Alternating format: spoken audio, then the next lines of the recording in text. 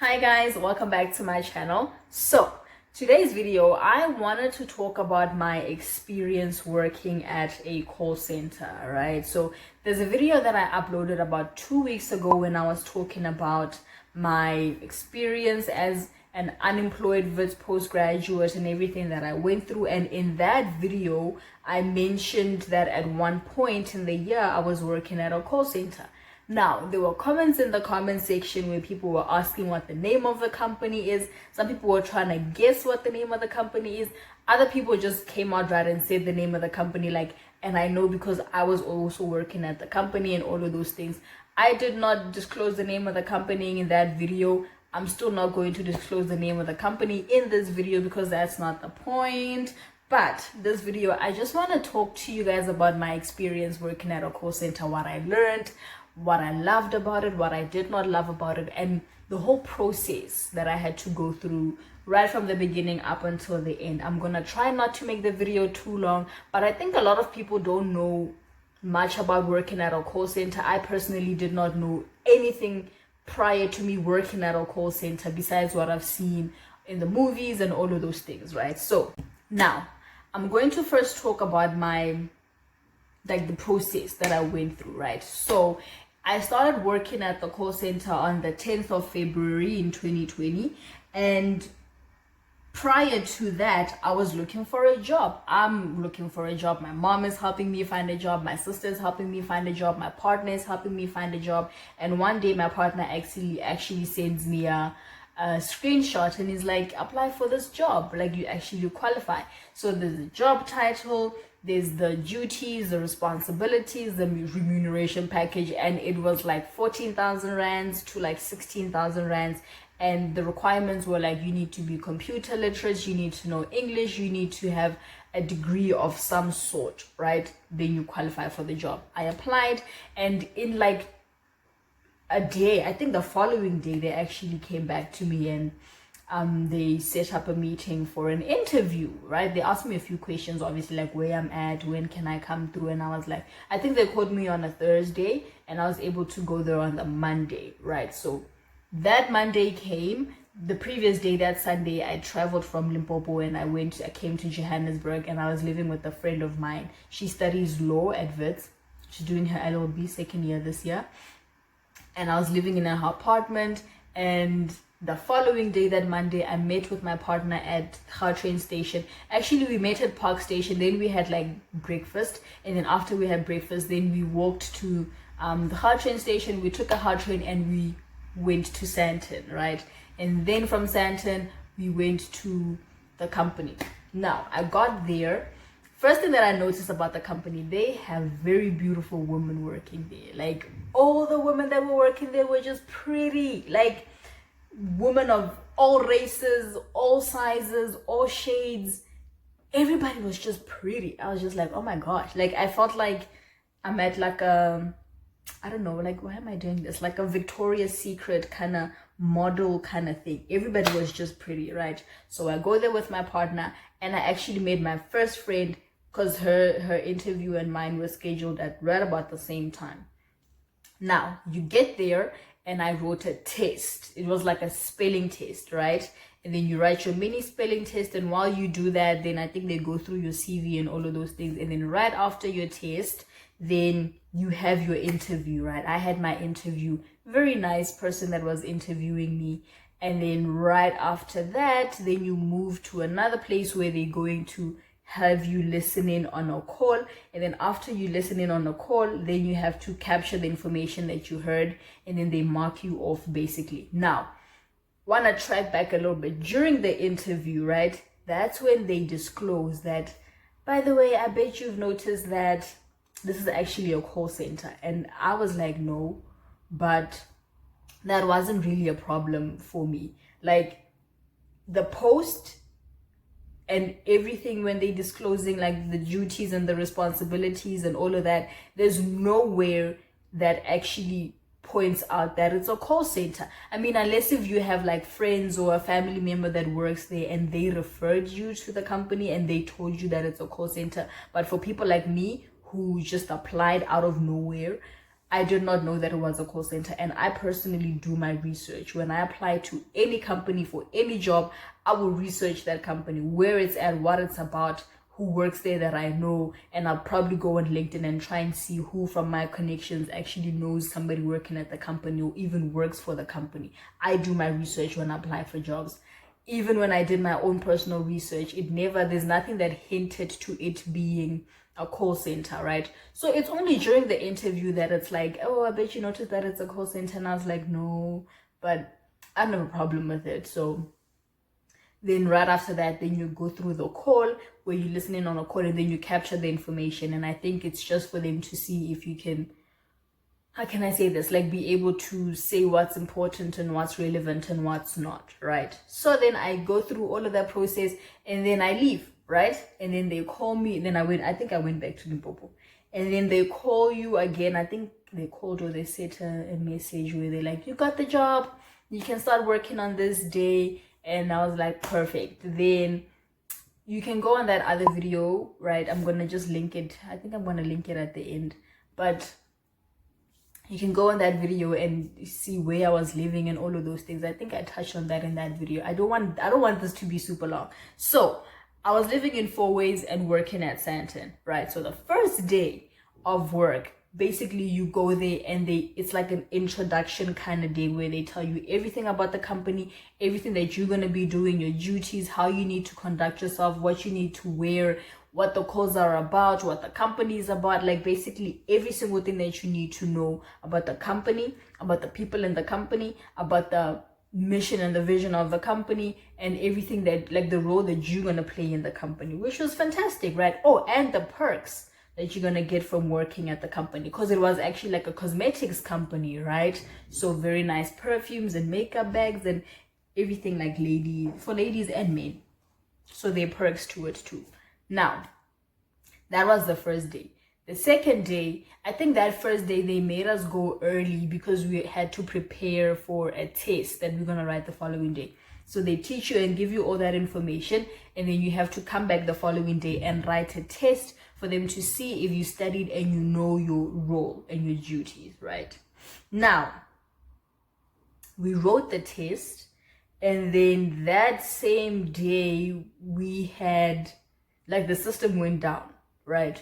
Now, the system goes down, and then what we end up doing is that the management has us sitting in a circle and having like a team building kind of session where people are introducing themselves, what they love about working for the company, how long they've been working for the company, if you have questions, if there's something that you don't like, and all of those things. We were having like a team building kind of session.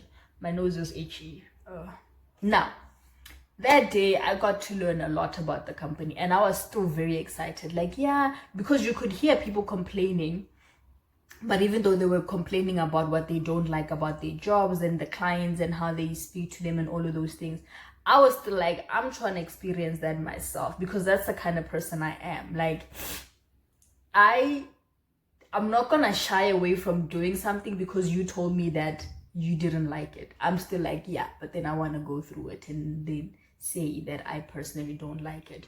The following day, the system was back, and we had what they call mock calls, right? So basically, mock calls is when they don't put you on a call with an actual client, but they go and you call a person within the company, like your management or just another person that's been working at the company for like long, and they check your progress. Like, are you saying the things that you're supposed to say? How do you conduct yourself? How do you deal with stress when a client is being like stressful, or like not stressful, but when a client is being hard, right? So they will deliberately be like hard clients and want to see how you're gonna deal with that.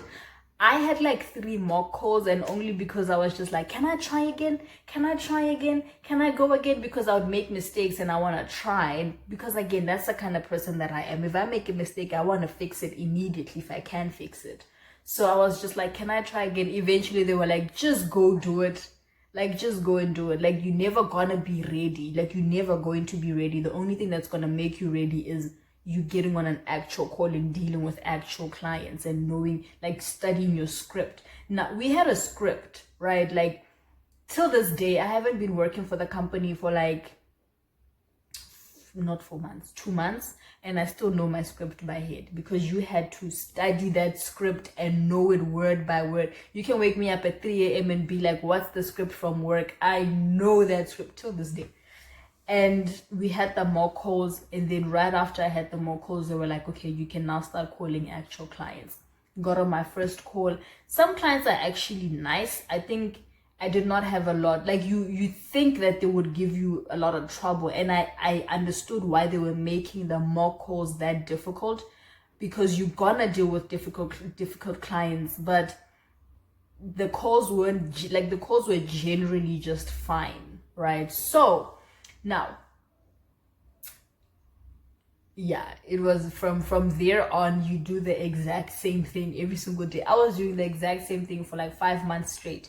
You wake up in the morning, you get ready for work, you get to work, you know what your target is, you sit down, you call. You would be on the call for like, I don't know, for me it was, I think it was like from 7:30 to 4, 7:30 to 4, right? And then you have like a 30-minute lunch. And again, you could eat at your desk and stuff. Like, you could drink coffee and eat at your desk, and like, that's why our lunches was not that long, because you could literally eat at your desk, but you have to be working. Now, I want to get into what I learned from working at the company, right? Number one, every single person in that company was a graduate, right? Like I said, one of the requirements was for you to have a degree or a certificate of some sort, right? I had an honors degree in demography and population studies. I had a friend of mine that went to UJ and she studied entrepreneurship. There's another friend of mine that has an honors in geology, and fashion design. Another one had studied fashion design. Another one did teaching. Another one, yeah, but then others were like, did like sciences, like biotechnology, or like sciences, and like all of those like Bachelor of Sciences degrees. So every single person in that company is educated to their own right, in their own right. And what I noticed is that we were all similar in that we are all graduates who can't get jobs in line with what they studied, and therefore we worked at a call center. Nobody studies to go work at a call center. Nobody does that, right? And that's another thing that I loved about the company, that they acknowledged that, like, nobody studies to go work at a call center. We are all here because we have things to do, we have responsibilities, we have people who are relying on us, and the company gives us opportunities to actually do exactly that, like provide for our families and ourselves.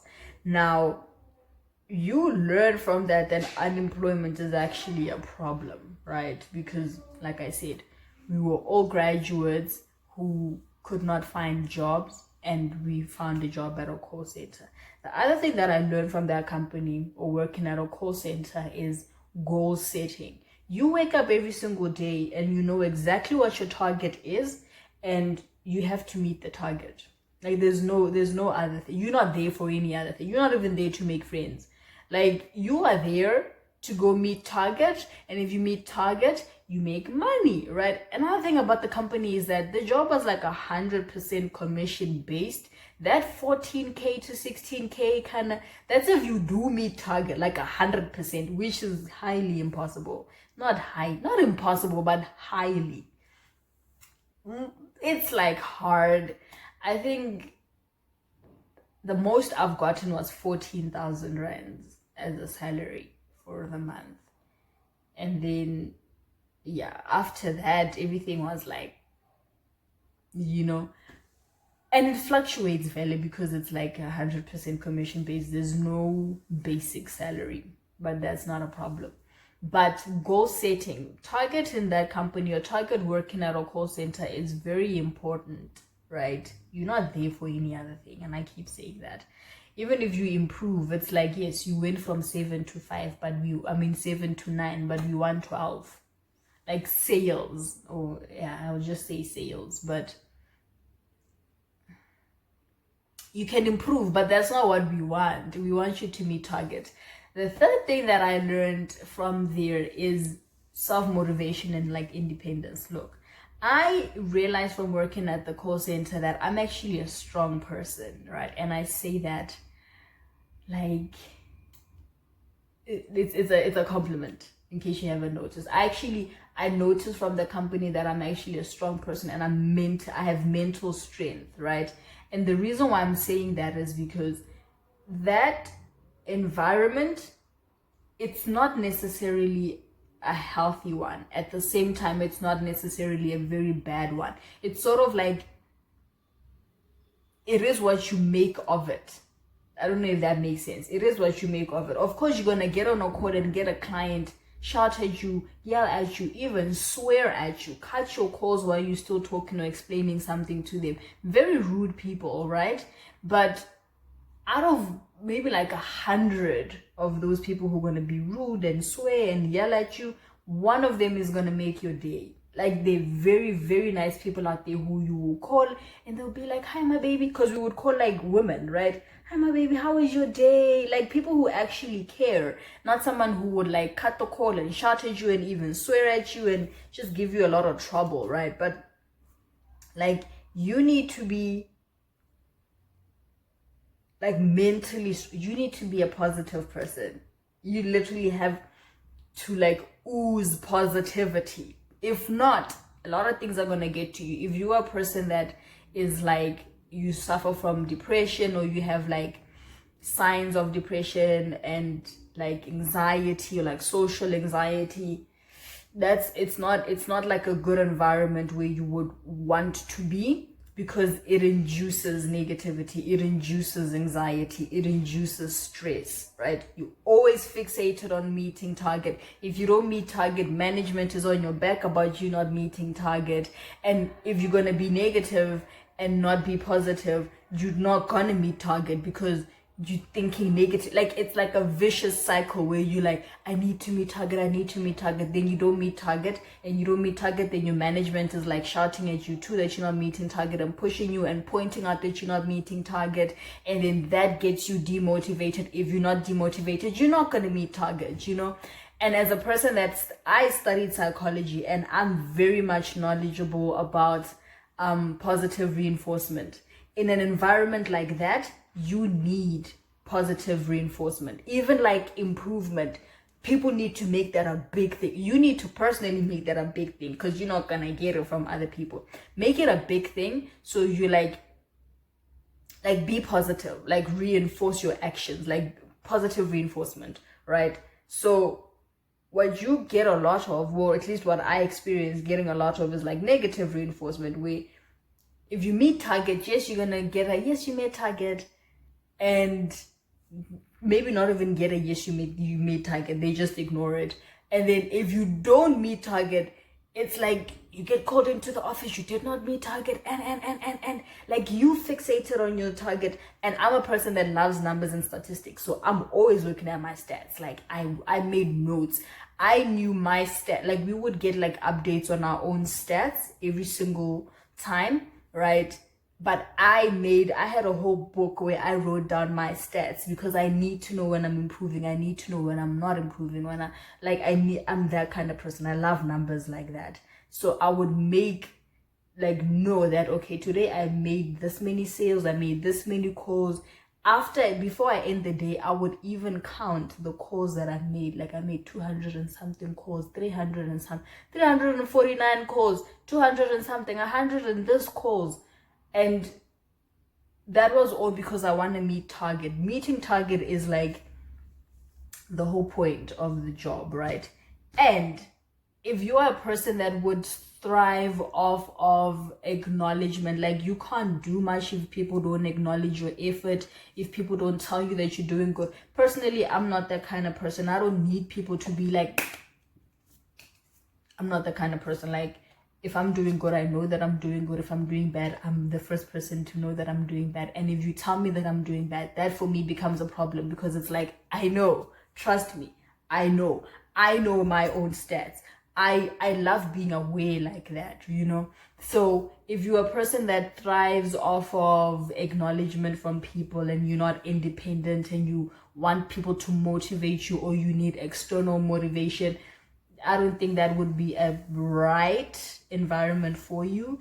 And again, like, target was everything, and if you don't meet target, there is always going to be someone there to replace you and take your space. Like, if you get fired today, the following day, trust me, there's someone at your desk sitting, working at your desk, because look, they don't have time for that. Like, you need to meet target.